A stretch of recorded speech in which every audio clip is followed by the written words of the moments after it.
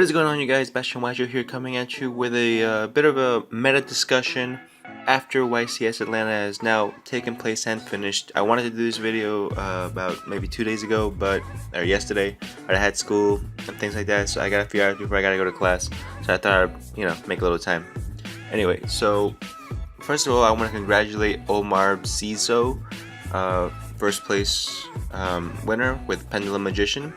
And with also that, I believe that, well, it's pretty obvious that Pendulum Magician has pretty much certified itself as the top deck for this format.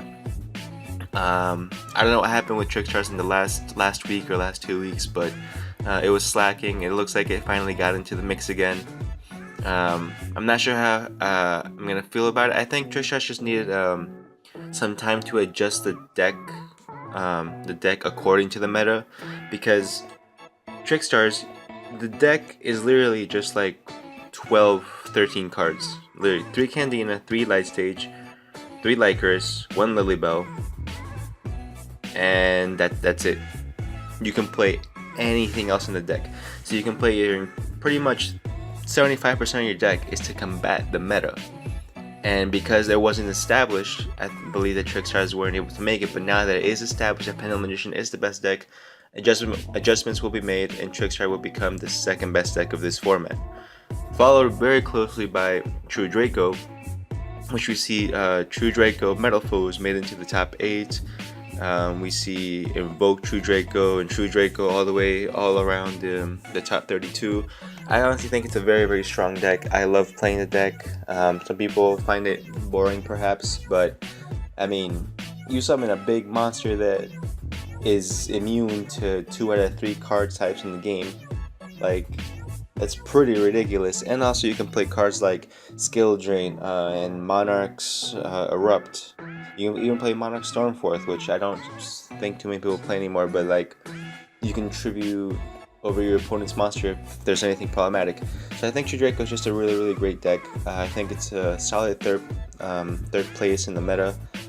And yeah, tied from 4th and 5th. I can't decide between ABC and Lightsworn, because Lightsworns, they work well with the dinosaurs and zombies. Of course, you see the top 16 Lightsworn zombie dinosaur. I always knew that Lightsworn zombie was a thing. I didn't know that dinosaur was in the mix too.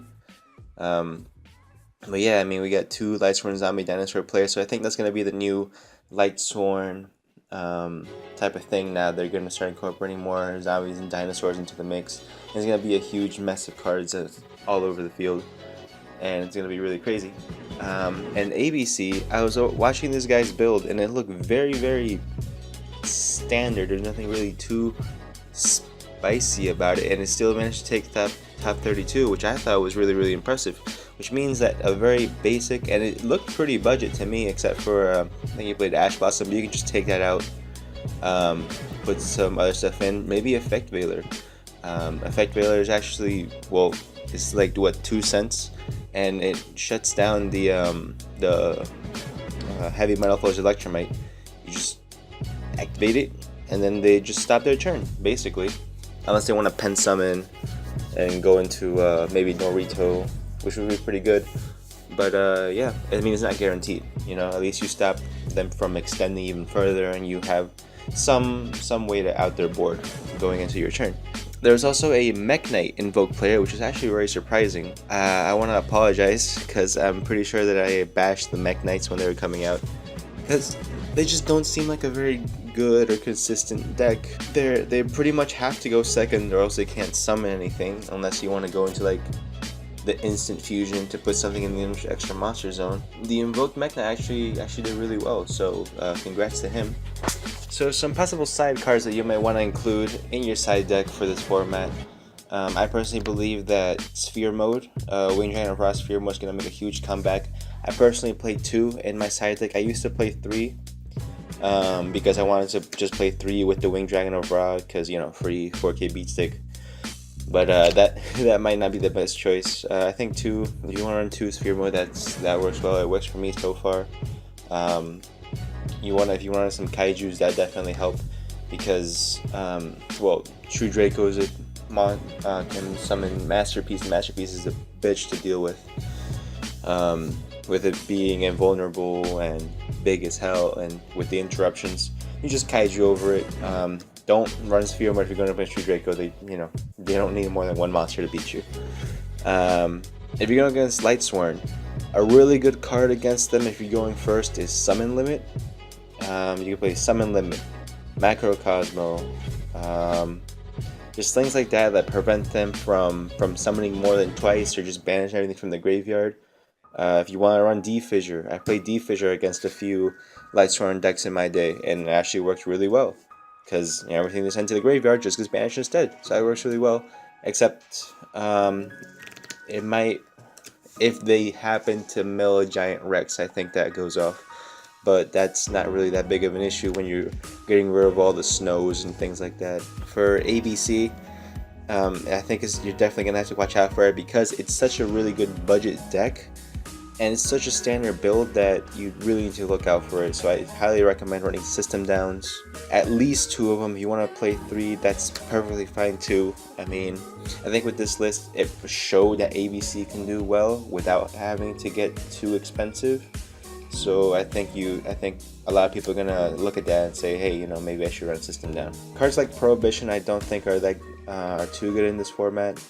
Although I guess you could find ways around it. I definitely don't suggest playing Prohibition against True Draco, obviously, because they could just tribute one of their field spells or something and just pop it, So Prohibition's not so good.